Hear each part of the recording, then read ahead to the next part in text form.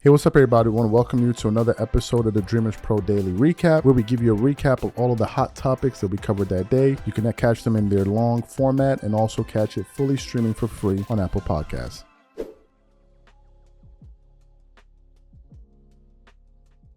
As you guys know, Skip Bayless is no longer working with FS1 Undisputed.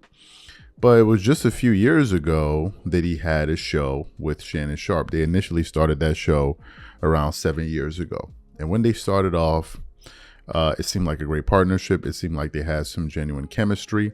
And the show worked. The show worked for a good 5-6 years. But as time began to go on, their relationship began to erode. And we started to see Skip Bayless disrespect Shannon Sharpe on television from time to time.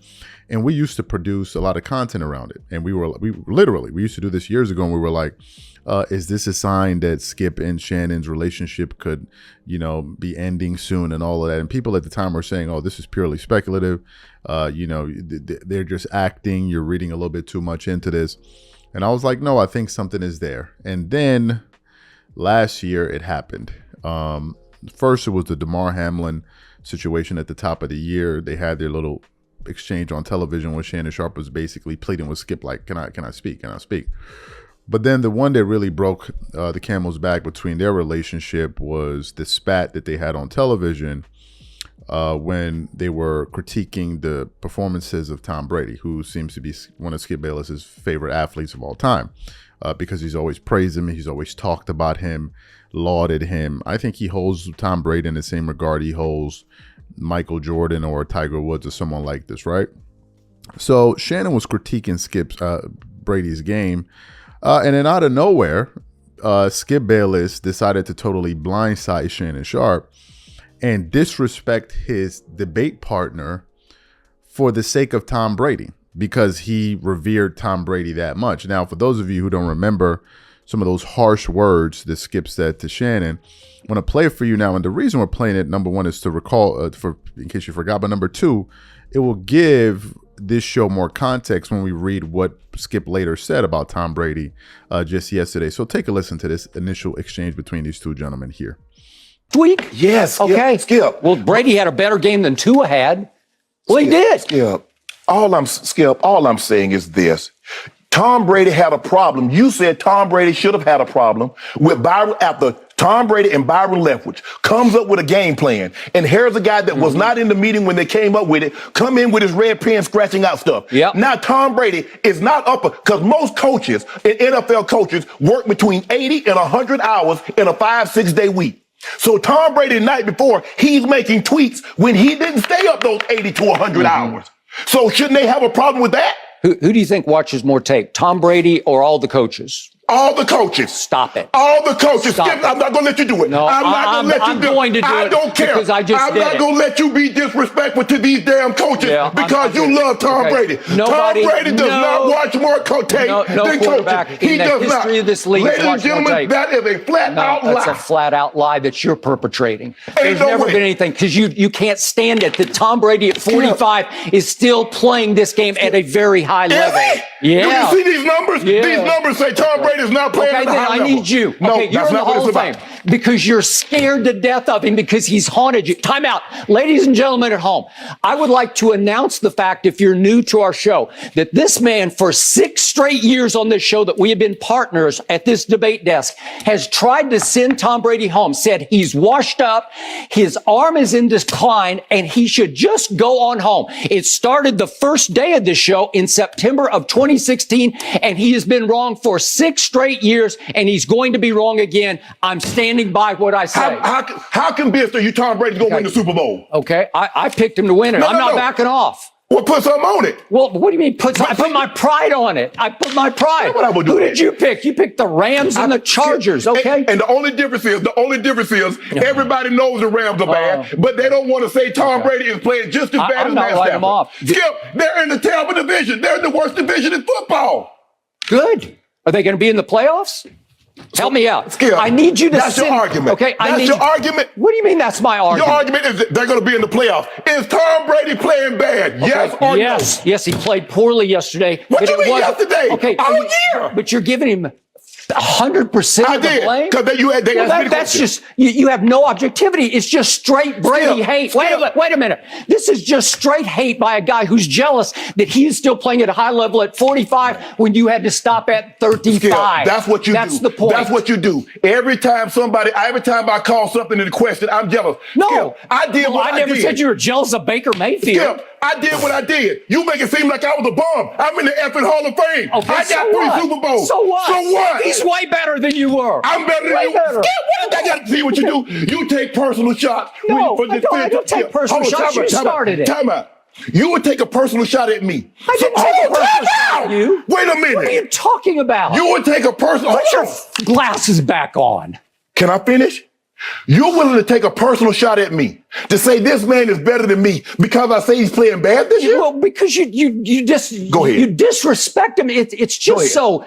You know what? It's beneath your you would dignity. disrespect me to support him. No, well, I'll support him over anybody because he's the greatest player who ever played your game, and it's by far. Have at it. Okay, Take off, bro. I'm going to have at it because I'm going to have at you because what happened yesterday? The Bucs defense was horrendous yesterday. So you heard Skip defending Tom Brady at all costs, and if it meant disrespecting Shannon, that's exactly what he was willing to do. So what happened? Since then, obviously, these two gentlemen no longer work together anymore, and Skip Bayless seems to be independent, a free agent. So I was going through the internet this morning, and as you guys know now, Skip is very active on Twitter, right? I was going through the internet this morning. I came across an article from Awful Announcing, and it has the following headline: Skip Bayless dubs Captain Obvious Tom Brady a 6th round broadcaster.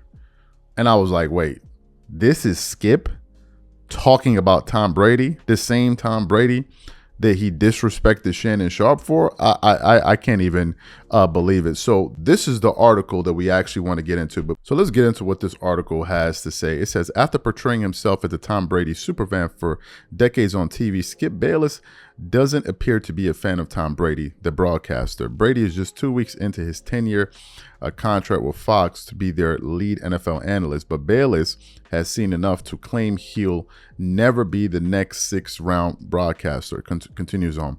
Analyzing games on the fly on live network television, Tom so far is just another 6th round draft pick, and I'm not sure he'll get a whole lot better, Bayless said on his podcast.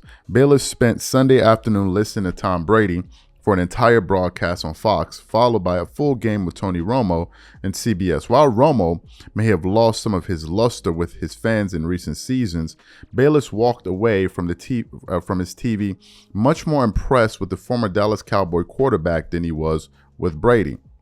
He then says, I was stunned at how much more X and O insight and enlightenment from Tony Romo provided instantaneously than Captain Obvious Brady did, Bayless ranted.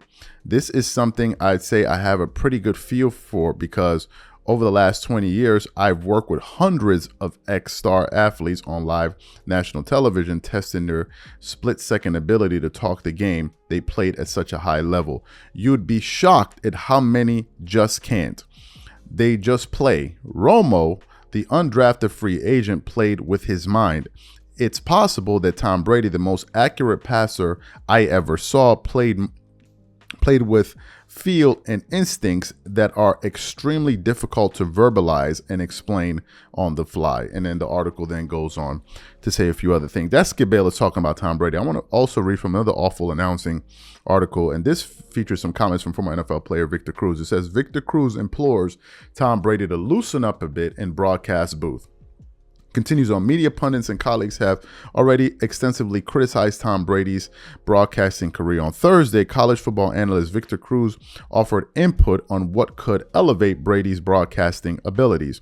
The article then goes on to say where he said, I think he needs to loosen up a bit, said Cruz in a conversation with Daniel Traynor of US Weekly. I think he just needs to relax and talk more football and not try to be so X and O sometimes.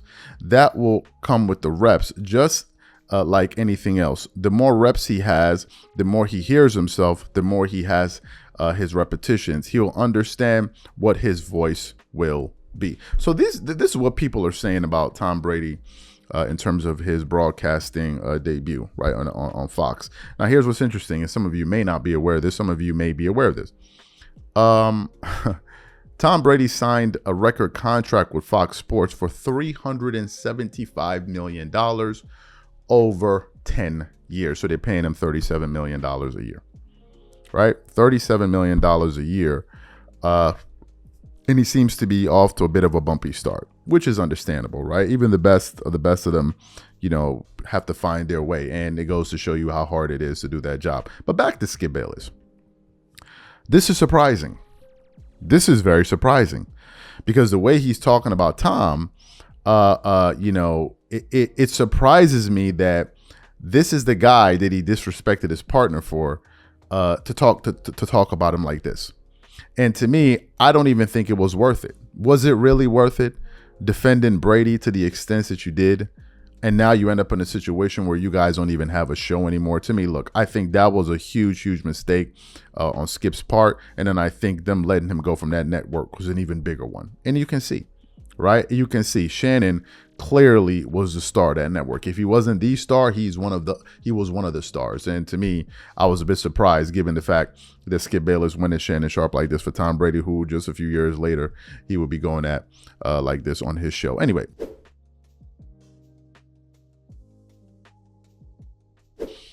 as you guys know, we live in a pretty interesting time in terms of sports media. Pretty interesting time.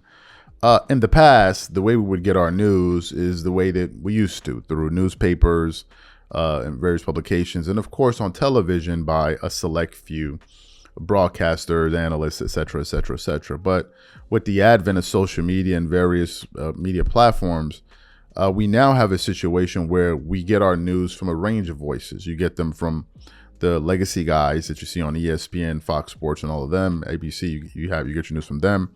Then you get news from independent guys like myself and others. And now you also get news from former athletes, podcasters, who there seems to be an athlete starting a podcast every single day. The latest one I know of is the Dwight Howard podcast. Everybody wants to have, a podcast, right? And to me, I don't see anything wrong with former athletes having podcasts. I don't see that. I don't see an issue with it personally.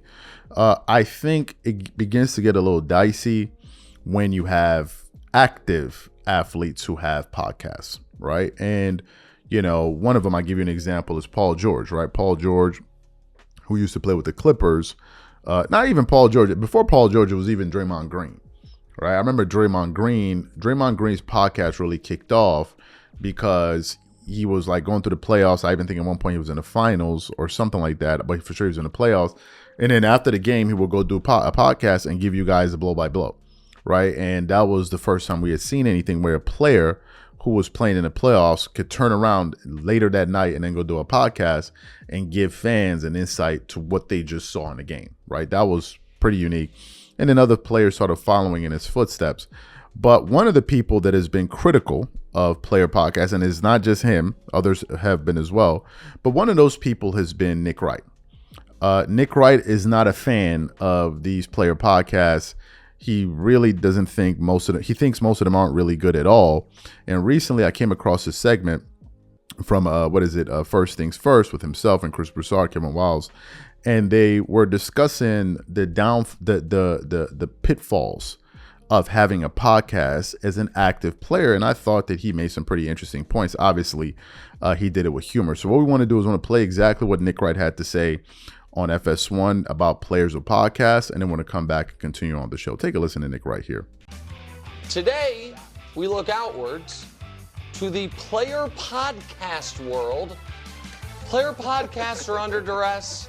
And to misquote a former president, I'm calling for a complete and full shutdown until we figure out what's going on. Because I know what's happened.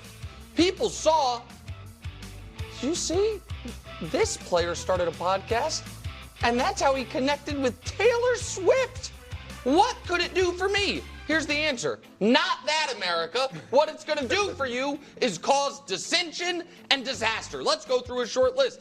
Debo starts a podcast on episode 1, gets himself on the board. Pat Bev starts a podcast, episode 1 through infinity, makes a fool of himself. Micah starts a podcast, who raises coaches' blood pressure, causes problems in locker rooms. Michael Porter Jr. starts a podcast. Hey. Don't listen to that. Certainly not at work. LeBron starts a podcast. The Lakers hire the co-host to be his head coach. The Knicks guys start a podcast called The Roommates Pod. Don't invite Julius Randle in. Now he's Instagramming, you guys, well, the truth will come out. And now it's impacting games.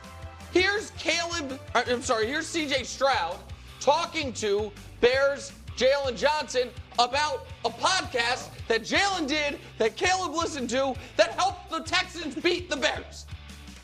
Stop telling your secrets on Richard Sherman podcast, dude. What you mean? The palms look.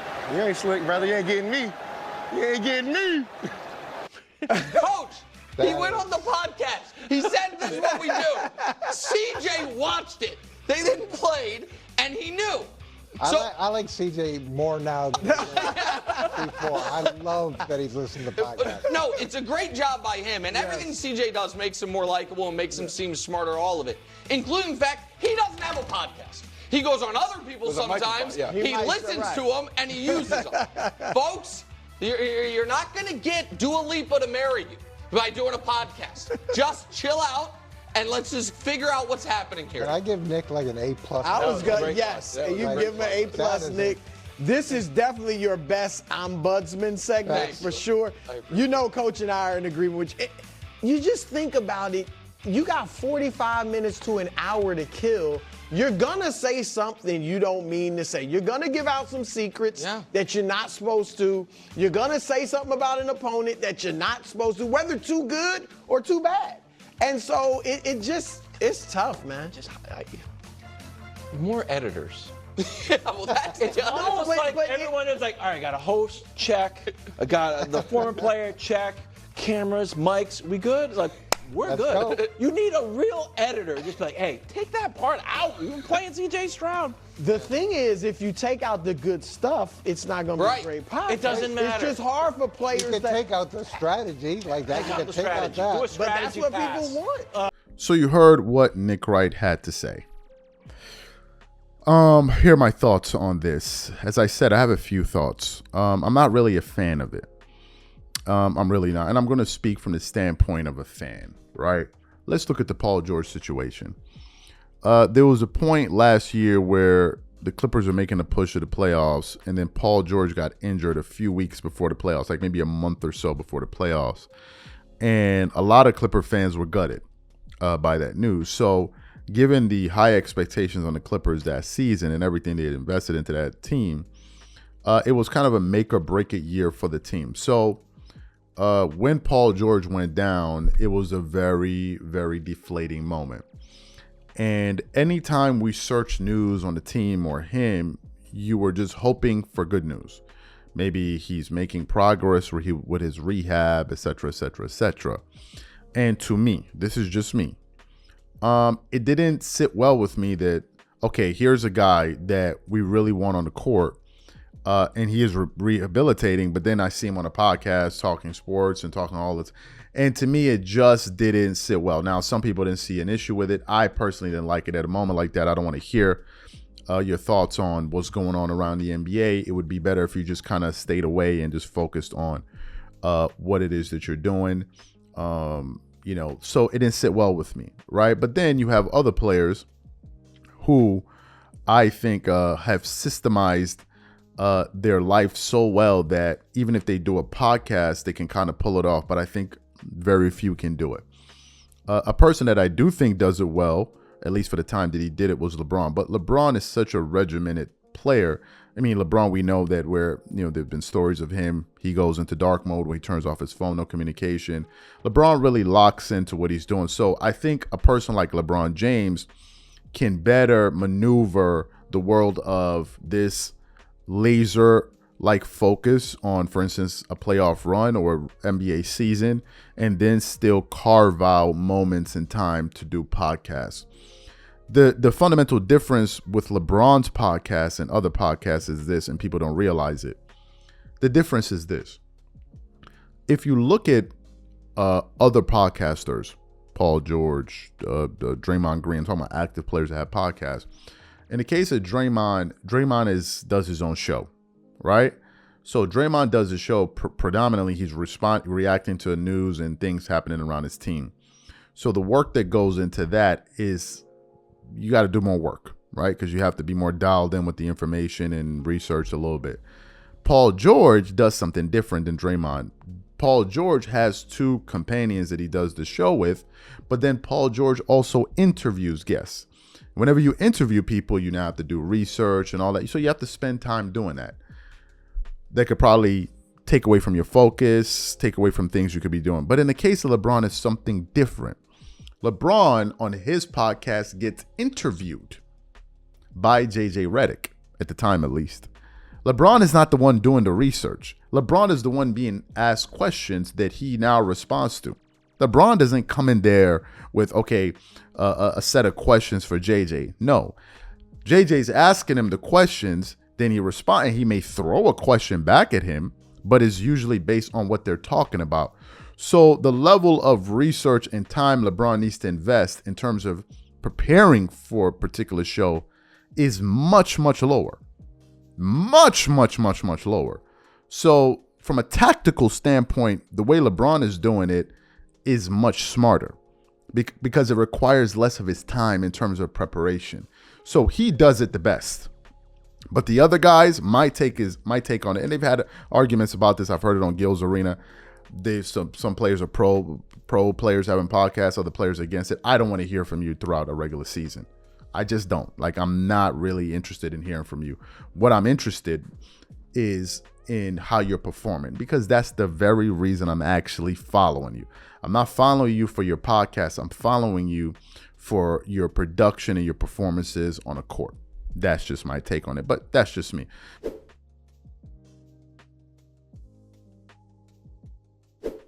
Formula One.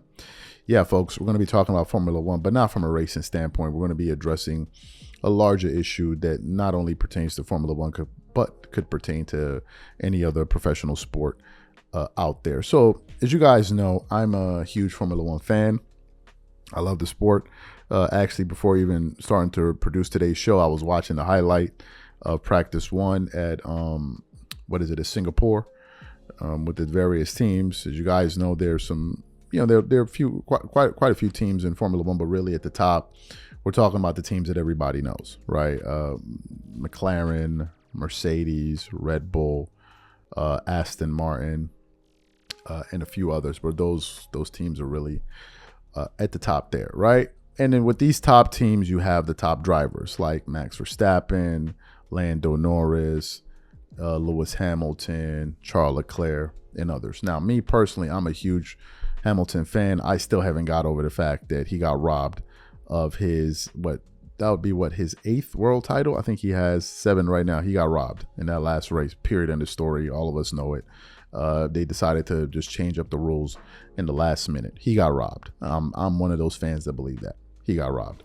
I think he believes that. I think that's the reason why when he had that win at Silverstone, so many people were emotional over it, because they know where he's coming back from. So I 100% believe that. Anyway, if you guys know anything about Formula One, it's a very big sport.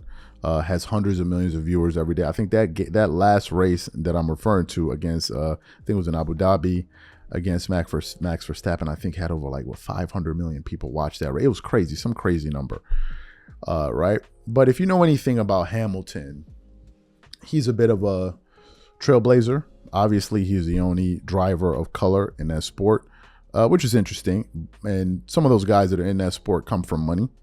Hamilton didn't. His father had to work multiple jobs to help him pursue his Formula One career, and he's one of the best drivers out there, right? One of the best drivers, no question about it. At the top of the sport is either him or Michael Schumacher. When we're talking about the greatest ever, it's him or Schumacher. It comes down really to your preference there. So what happened? This morning, I was going through the internet, and I came across a pretty disturbing article from a source that I normally frequent, which is Front Office Sports, right? I normally frequent there to get some NBA, ESPN news and all of that. And it had the following headline. It says, F1 drivers annoyed by bosses asked to clean up dirty words. Now, before I get into this article, let me just give you guys a quick backstory. Generally, what happens is the drivers, they curse. right? So they're cursing on their team radios. And depending on your subscription package, you can actually follow a driver and listen to him for an entire race. And I'm sure you can hear the team radio and all of that. If you know anything about Formula One, it's a highly pressurized situation. You have player drivers that lose pounds and pounds, kilos every single race of weight because of how much effort they're exerting, going through those corners, pulling 3G and all that. It's crazy stuff, right? A normal person that thinks they can drive a car would not even last. If a normal person sat in a Formula One car, they would literally pass out. They would not be able to handle the G-forces and all of that. You just pass out. There's no way you can do it, right? With the reflex, you just can't do it. I even heard the brake pedal is much harder than the regular. It's just a totally different world, right? And what these guys do is just absolutely incredible to me. But the point I'm trying to make is that it's a pressure cooker. And when you're under pressure, chances are you're going to say things that you normally wouldn't say. So cursing is probably part of it, right? We all curse, and usually it's when you're annoyed or dealing with something that has pressure. So essentially, so basically that's what happens. So this article now that we're about to get into basically explains this new ban that they want to put on drivers from swearing. And then the FIA president took it a step further by making some racially charged comments that we want to address. So let's get into this article right now. So let me get into what the article had to say here. It says, Formula One stars, including Max Verstappen, Lewis Hamilton, Lando Norris, Sergio Perez, and Yuki Tsunoda, are pushing back against the head of the sport's governing bodies over comments that drivers need to cut the profanity. FIA President Mohammed Ben Sulayem told motorsport.com that the sport, which allows fans to tune in to driver and team audios during a race, has too much profanity, even though swear words are bleeped out. He said he's already asked Formula One management to limit the amount of cursing that makes it onto the airwaves, especially in consideration of younger audiences, as well as officials who receive online hate after negative comments made on a broadcast. I mean, we have to differentiate between our sport, motorsport, and rap music, Ben said. We're not rappers, you know. They say the F word how many times per minute? We are not that. That's them, we are us. Some drivers aren't happy with Ben's comments, with several saying F1 could avoid the issue by not airing the explicit radio. A lot of people say a lot of bad things when they are full of adrenaline in other sports. It just doesn't get picked up. We're here probably also for entertainment purposes that things get sent out. Current leader Max Verstappen said, I'm sure if you mic'd up in every other sport, in football, if you mic'd up in every other player or basketball, whatever, they're all swearing, I guess, Tsunoda, the 12th place ranked, said. Then it goes on. I mean, they can not play the radios, so it's quite simple from their side, said Norris, who is second behind Verstappen in rankings. We're the guys in the heat of the moment, under stress, under pressure, fighting, having big crashes. It's a lot easier for them to say than for us to do because we're out there putting our hearts on the line and trying to race people, and we're giving it our all. I think if they want to control that, they should just delete the radio. Take away the radio and give us our privacy, said Sergio Perez, ranked 8th. Hamilton, who said earlier that this year that Ben was never had his support, took issues with his boss's contrast between drivers and rappers. With what he's saying, I don't like how he's expressed it. Saying that rappers is very stereotypical, Hamilton said. You think about most rappers are black. That really kind of points towards it. When it says we're not like them, so I think those are the wrong choices of words. There's a racial element here. So that's what Lewis Hamilton, Max Verstappen, Lando Norris, Sergio Perez had to say. Now, I want to take this story a step further because there was a moment about 2 years ago, where the FIA was trying to put out a ban for limiting the amount of jewelry that a star could wear. If you know anything about Formula One, the only person that wears any kind of jewelry is Lewis Hamilton. So Lewis Hamilton then, I believe before a race back in 2022 at the presser, came there and he had on like 2 watches on one hand, another watch, all of his rings on, as much jewelry as he had. And he addressed those comments. Take a listen to Lewis Hamilton here. The FIA seems to be continuing with its clampdown on jewellery. You said before that you'll continue to wear it. I just wanted to know whether you'll stand by that. And if it gets to a position where they say, oh, you can't race if you're wearing the jewellery, would you still race? And also, do you feel like you're being singled out a bit by the FIA, given you're the driver who probably wears, the most jewellery on the grid? Definitely do wear. I couldn't get any more jewellery on today, but yeah, I mean, I don't really have a lot more to add than what I already said the last time I was in front of you guys and we spoke about it. I feel like it's almost like a step backwards if you think of the steps we're taking as a sport, and the more important issues and causes that we need to be focused on, and really pushing this. I think we've made such great strides as a sport. Look, we're here in Miami. This is such a small thing. I've been in the sport for 16 years. I've been wearing jewelry for 16 years. I mean, I only ever have my earrings on and my nose ring, of which I can't even remove. So it seems unnecessary for us to get into this spat. And so I'll try to communicate and work with Mohammed. I think, I'm here to be an ally of the sport of Mohammed and Formula One. And as I said, I think we've got bigger fish to fry, bigger things to do, more impact to have. So I think that's really where the focus should be. So you heard what he said. I think it's also important to point out that this is not the first time we heard this in sports. We also saw something like this in the NBA, where it relates to most NBA fans watching this, when the NBA implemented a dress code to address Allen Iverson, because Allen Iverson, to put it as plain as possible, I guess, was representing rap culture, and the NBA didn't want that, right? Allen Iverson had cornrows, he had tattoos, and all of that. To me, it's one thing if the FIA president says that he wants to tone down the cursing. That's one thing, right? For advertisers and all of that, because I can understand that. And the drivers gave some possible solutions, just cut off the radios.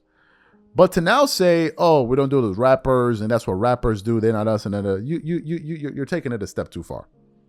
You're taking it just a step too far. Because rap is a music genre, or hip hop is a music genre that is predominantly dominated by blacks. So when you say that, you're taking a slight at blacks. Number two, I'm a huge Formula One fan. But I also listen to hip hop music. One of my favorite artists I listen to all the time is Dave East. So I'm offended by that. I listen to hip hop music. So what does that mean? You don't want people like me watching the sport too? Do you know how many people listen to hip hop around the world? Are those the comments that you want to? Is that really smart? And by the way, it's not just black people that listen to hip hop music. White people too. As a matter of fact, all walks of life listen to hip hop. So what are you saying?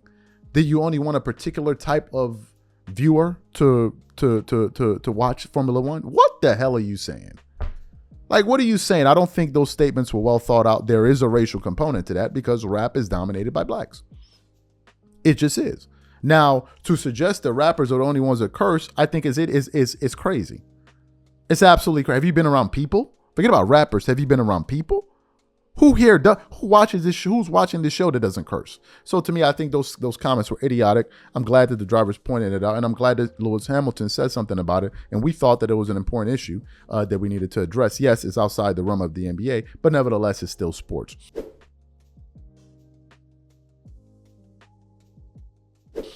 As you guys know, the world of sports is very fast-paced, right? Very fast-paced, especially when you're covering it.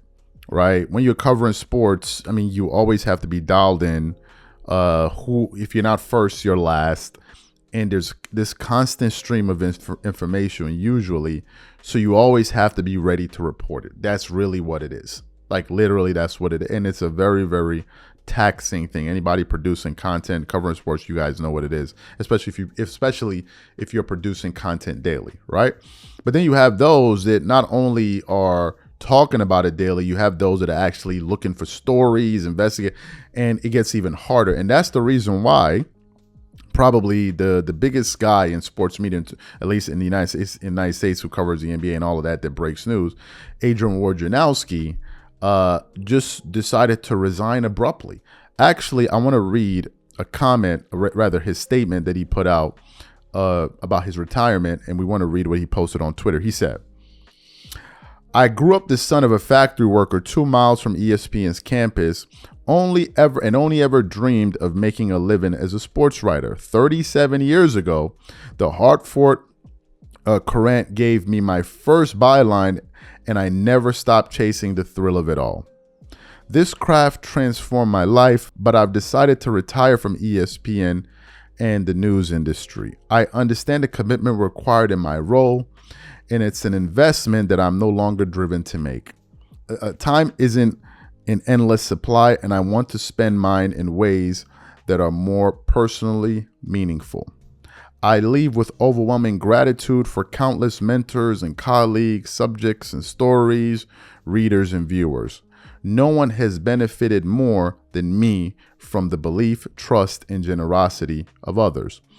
The past 7 years at ESPN have been a particular privilege. I'm appreciative of the company's leadership, especially Jimmy Patero and Christian Douglas, for the understanding and acceptance of my decision to make a life change. After all these years reporting on everyone's team, I'm heading back to my own. Those were Adrian Wojnarowski's comments. And at the time, people were sending us the story, Rhodes retired, Ward retired, what do you think about it, blah, blah, blah, blah. And at the time, I was like, well, yeah, he retired. I'm not really sure, how much of a story there is to that apart from just reporting on the story. But then as time went on, I thought back to an interview I saw about a month or two ago of Chris Broussard on a show called The House of Straws, where he was essentially talking about the time he was essentially approached by ESPN to take on this Adrian Wojnarowski kind of role. And he was talking about, the time he was helped breaking the story of LeBron James going to the Miami Heat. And after he went through that, he just made a decision at that time where he said, this type of job is just way too stressful for me. And there's no way I would want to continue doing this. And I was like, wow. I think back to what Chris said, and then you now see Adrian Wojnarowski just abruptly retiring. I was like, wow, he must have been onto something. So what we want to do now, I want to play exactly what Chris Broussard had to say on the House of Straws, and then want to come back and continue on with the show. Take a listen to Chris Broussard here. What was the decision like for you? Because we've never had that conversation. I'm curious because I have this recollection that you were far out ahead of that, reporting that LeBron was going to Miami. And from my recollection, there was just so much pressure on that and what it was going to be. And I think, were you part? This is poor research done by me. You might have even been part of the decision special. Do I have that right? Yes. I was not part of their special, but as you know, like you said, I was doing around the clock reporting on that, and so that was a great time. To be honest, I think back with fondness to that time. So it was 2010, of course, and as you know, that was the story of the decade, or at that even the century at that point, because it was early in the 2000s. And since then, almost every summer has had, big time free agents that everybody followed. But at that point, it wasn't a first, but the magnitude of it had not been seen before. And so my thinking was, man, this is really a chance to separate myself. And so I was working around the clock for those 3 weeks or so. I was just working around the clock. And it even got to the point where ESPN, because I was getting good information, was having me on almost all day. Like I would go in, there were many days where I would go in to be on Mike and Mike in the morning in the 6 o'clock a.m. hour. And I would be at the studio in Bristol until like midnight. Because they will want me on the evening Sports Center and then the afternoon Sports Center and ESPN News and all of that. And so that really did help my career as well, because I was getting a lot of news. And then they put me on the NBA Countdown show with Magic Johnson, John Barry, and Michael Wilbon. And that was big. We were out in L.A. So that did help my career a lot. Now, the interesting thing is I once I did, well covering that story, I felt like it wasn't spoken, but I felt like ESPN started looking at me like, oh, this guy's going to be our Adam Schefter of the NBA. And I never wanted to be that. I worked around the clock for those 3 weeks, but I didn't want to work around the clock for 350 days a year. Yeah. Real talk. And so they kind of viewed me in that role. I never said anything like, hey, I don't want to do that. So I just kind of let it flow. And then, they started looking at me to break all these stories. And I really wasn't I was working and I was putting in my work, but I wasn't working like a Woj or a Shams around the clock all day, every day. And subsequently, I wasn't breaking news like they were. Yeah, I mean, that lifestyle is impossible. And I remember what the ESPN news desk was like, Chris, and I wasn't even a newsbreaker, but if there was some news from a practice with the Warriors, they were angry at me that I didn't do what they wanted to do. Right. And it's a pressure. I mean, there's a Washington Post article from about 2 years ago on Schefter and how he lives his life. And yeah, he gets paid $9 million a year, but I came away from it going, that is not worth it. That's not worth it. People might think it's worth it. I mean, there are probably people listening who have a job that they absolutely hate who go, yeah, I would want to be on TV and famous and breaking stories. But when you actually read about Schefter's life, that's a mental prison, man. He is in a state of forever vigilance and fear and consumption. So you heard what Chris Broussard had to say, right? You even heard what the gentleman who's interviewing him said as well about, you're getting paid $9 million a year and all of this. And people are like, I'll do a job for $9 million. But he's like, you don't understand just how taxing it is. It's very taxing, right? It's very, these kind of jobs, and I've never done it at that level, but it's very, very taxing because you're 100% dialed in. And I don't think it's just news. I think it's sports. I think it's news in general. You're always locked in. So even when you're not producing content, or even when you're not searching about content, you're constantly thinking about content, right? You're constantly thinking about it. So your mind is barely at rest, barely. And after a while, it becomes taxing. And people experience burnout and all of that. It can be very, very taxing. And it gets to the point where that $9 million that you're seeing, obviously before taxes, but that $9 million figure that you're seeing, yeah, you're making it, but the question is, are you enjoying it? Because if you're spending the majority of your time at work, away from your family, so the $9 million, what's the utility? Now, some people obviously try to console themselves and say, well, I can take care of my family and all. Yeah, I want to take care of my family, but I also want to take care of myself. Yeah. Like if I can help it and earn a good salary, yes, I'll take. If the necessity is, okay, I need this money to take care of my family, give them a good life, and it requires me to just give up so much of my time, fine.